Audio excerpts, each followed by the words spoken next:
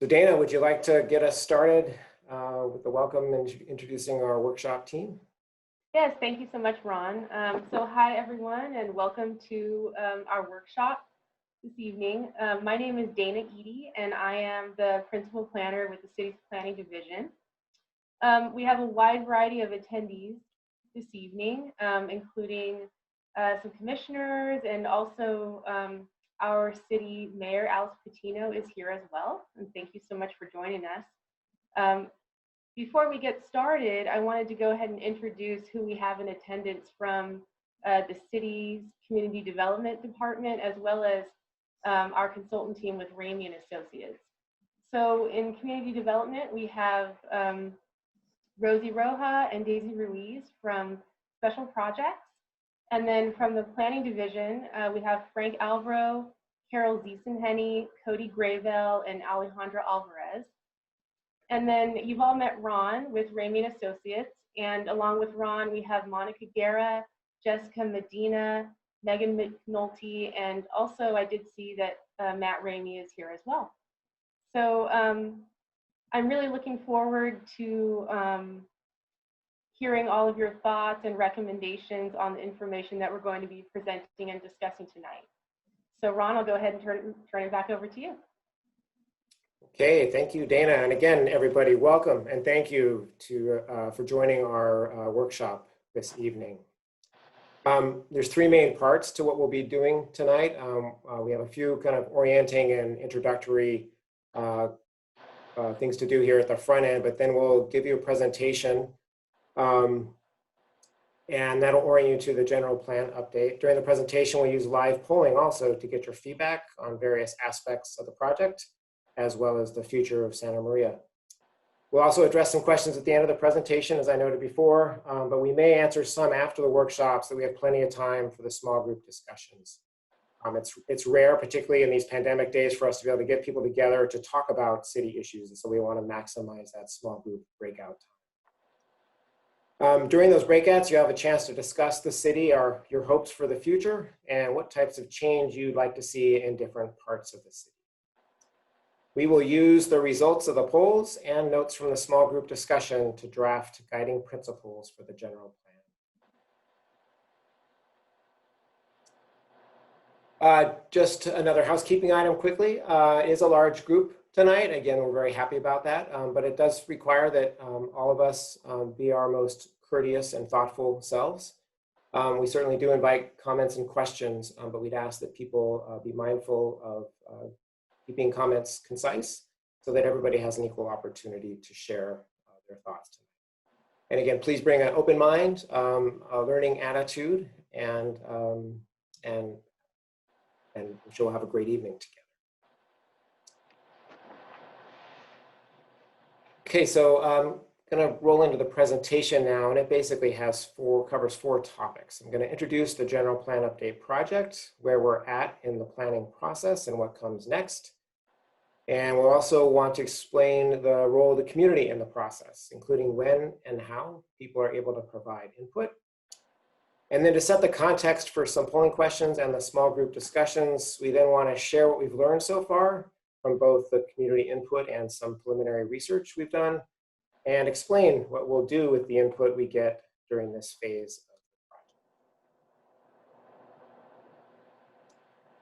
project. Just as a preview of what I'll be focusing on the presentation, just a few key points to consider related to the project is that the city is updating in a comprehensive way its general plan. If you don't know what a general plan is, it's the policy document that guides future actions related to growth, development, infrastructure, transportation, facilities, housing, safety, and many other topics. This is a long process, will take several years, but it is approached in a very methodical, step-by-step building block approach, with each step being guided by community input. We are at the very beginning stages of the project, and just want to emphasize that each step of the project is informed by community input, and particularly at this point, it's important because the outputs of this visioning phase of the project serve as a foundation for the plan.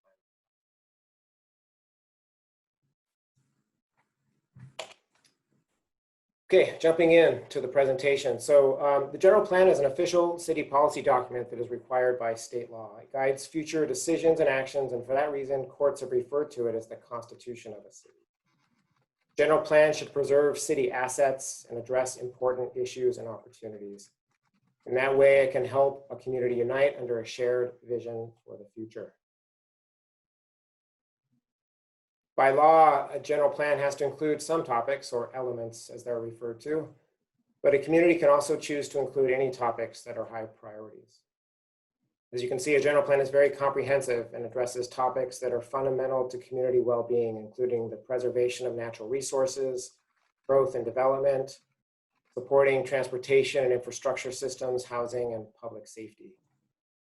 Please note, however, that the general plan is a city policy document, so while it can include a wide range of topics, the general plan is limited in how much it can address some topics that are outside city jurisdiction, including what are often community priorities like education, healthcare, and some other social services.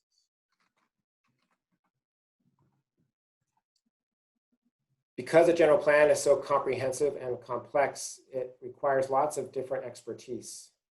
For this project, the city has at its disposal some of the best technical expertise available. Just so we're all clear what geography we're talking about, general plans consider both incorporated cities and neighboring unincorporated areas. Some of those areas are called spheres of influence, which are often areas considered for future annexation by the city. So in this map, the sphere of influence, if you're able to see it, is outlined in red, including Orkut and a couple of sections to the west of the airport.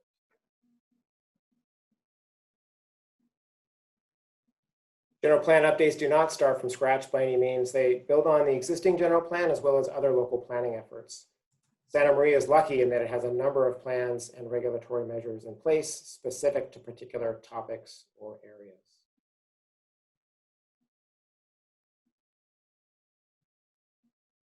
General plan updates follow sequential building block steps and take some time. The Santa Maria update has 5 basic phases, each building on its predecessor. The project really got rolling this summer and is slated to conclude with the final environmental review and adoption in 2023. We're at the tail end of the first phase, or existing conditions, and sometimes called the exploration phase, during which several existing conditions reports were prepared and initial surveys were conducted. This workshop marks the beginning of the visioning phase, which will conclude with the City Council adopting guiding principles. Those principles will be the foundation for developing alternatives in phase 3. Each alternative will reflect different possible choices about how the city grows and what it prioritizes. After lots of public input and consideration of the trade-offs of each alternative, City Council will then choose a preferred alternative. And in phase 4, a policy framework and draft plan will be developed based on that preferred alternative. The environmental impact report will also be prepared at that point. And in phase 5, we'll include final public review of a draft plan followed by adoption by the City Council. At each step in the process, you and other community members will have the opportunity to weigh in with your insights and preferences so that the plan truly reflects community consensus.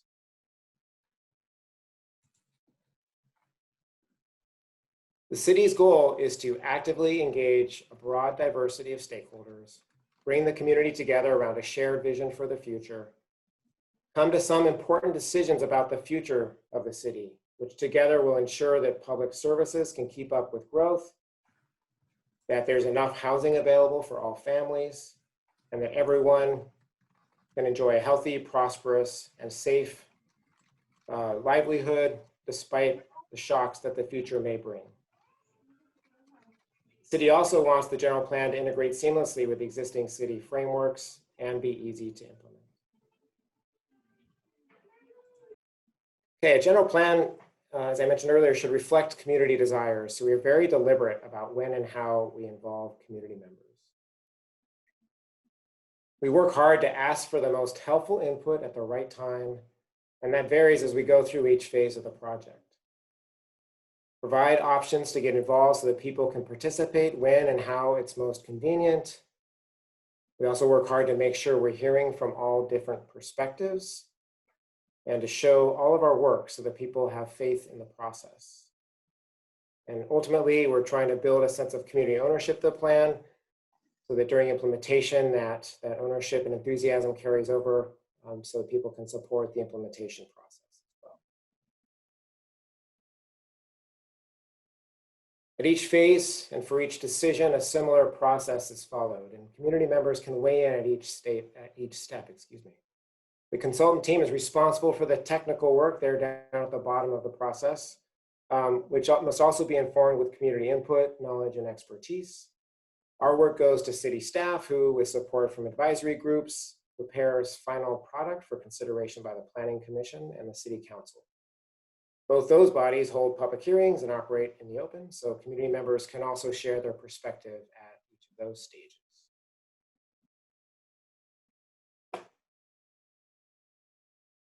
Here's that same community engagement and decision-making process outlined by project phase.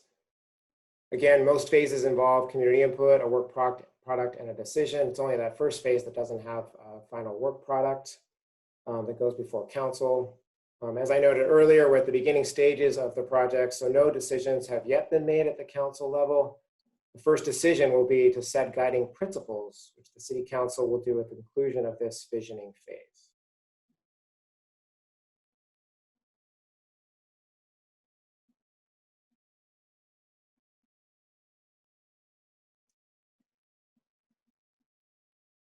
Give you a sense of the variety of outreach strategies we use, here's a summary of what we've done so far.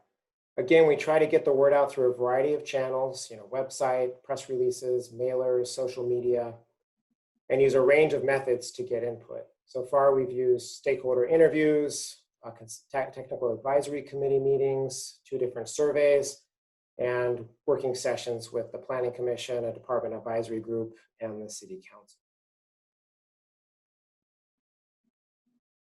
Okay, so next I'd like to share with everybody what we learned during phase 1, existing conditions, as kind of a foundation before I introduce the community visioning phase. The primary inputs were 2 community surveys and the existing condition reports. One survey was an online SurveyMonkey survey, and the other was a mapping survey through ArcGIS. And in the mapping survey, people were able to pinpoint on a map both assets and issues that they thought should be addressed, and then provide comments about them. Thanks to the city, the schools, and some community partners, we were able to hear from a very representative cross-section of the community. This is an example of how we monitor the demographics of people who participate as we go to make sure that we're really hearing from the cross-section, the broad age ranges, as well as the different ethnic makeup of the city. We're very happy with how representative the initial survey participation.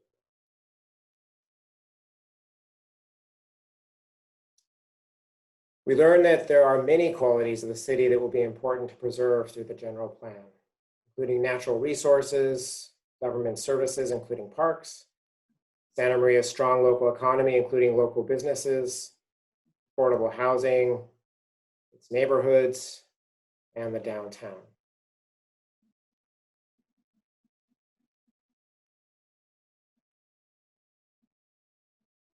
In this map view, it's nice to see where people specifically identified some of those assets.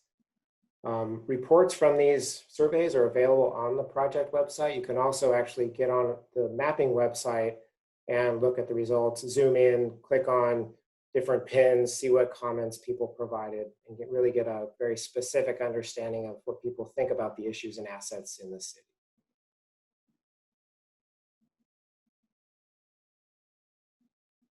We also learned that the community sees lots of opportunity for change, including continued access to affordable housing, diversifying the economy and expanding training and career options, improved health, maintaining city infrastructure, addressing congestion and growing the transportation system, expanding the park system, enhancing downtown, hazard mitigation and resilience, all while preserving agricultural land and natural resources and minimizing land use conflicts.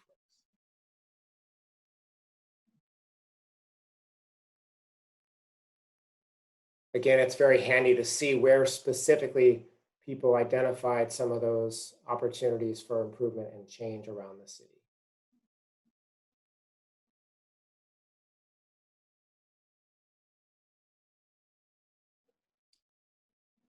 So besides those initial surveys, the other primary focus during phase one was the compilation of baseline information about existing conditions focused on some of the key general plan topics, including environmental conditions, infrastructure systems and planned improvements, current and future plans for transportation systems, current settlement patterns, plans, and community character, including profiles of sub-areas around the city, health, equity, and disadvantaged communities, and socioeconomic conditions and projections. These reports are being finalized in the coming weeks, certainly by the end of December, and at that point will be available on the project website.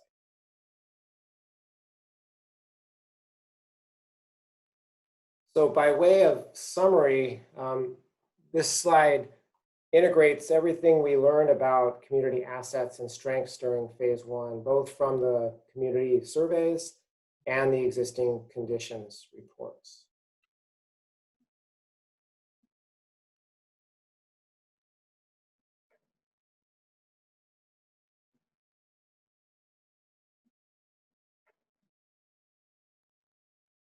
So this list of opportunities also combines findings from both the existing condition reports and the surveys. Okay, so final part of the presentation is just sharing with you what the outputs of this second phase, the visioning phase of the project, are going to be.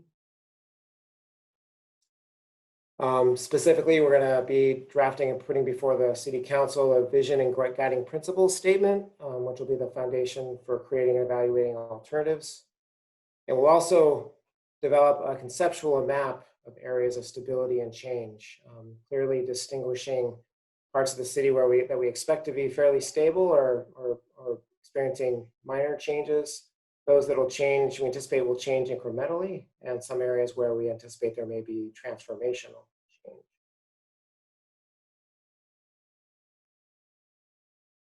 Give you a specific sense of what that looks like. I grabbed an example from another city in Southern California, but has similar in some ways to Santa Maria.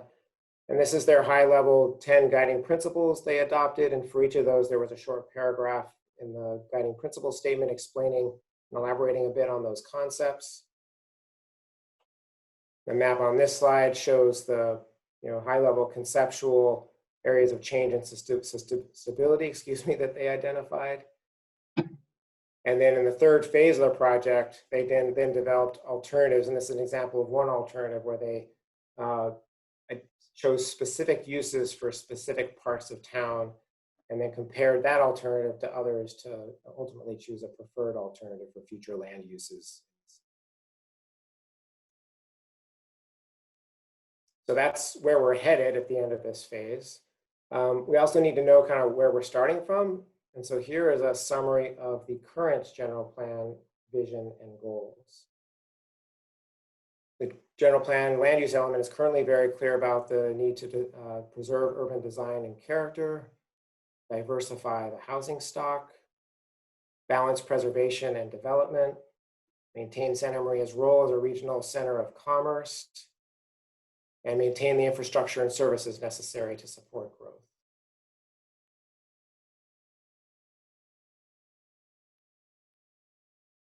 So what we need to know from folks now are these things. You've already helped us with the second and third bullet a bit, but there's also going to be another survey available to the public that gets at these in a more refined way.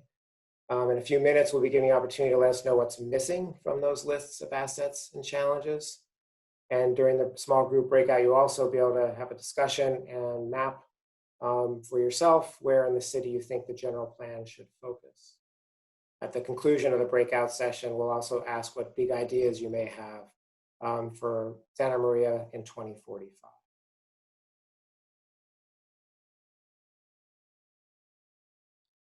Before we break out into breakout groups, we won't be coming back into a large group after the small group discussions. And so we did want to highlight for you what's coming next. So there's tonight's workshop and then another one that's in Spanish on December 3rd. There's a survey that was just opened today and will be available through December 13th that we encourage everybody to take. Again, it's able to get at many of these issues and the information we need for this visioning phase of the project in a much more detailed way. So please do complete that survey. And then, as I mentioned earlier, we'll also be finalizing the existing conditions reports. All of that work will then go into workshop and survey reports that'll be produced. And then that's the foundation for developing visioning and guiding principles and areas of stability and change reports, which will take through advisory group review, the Planning Commission, and City Council early next year. And that will then be the platform for the third phase of the project, the alternative survey and public workshop, which we'll hold in spring of next year.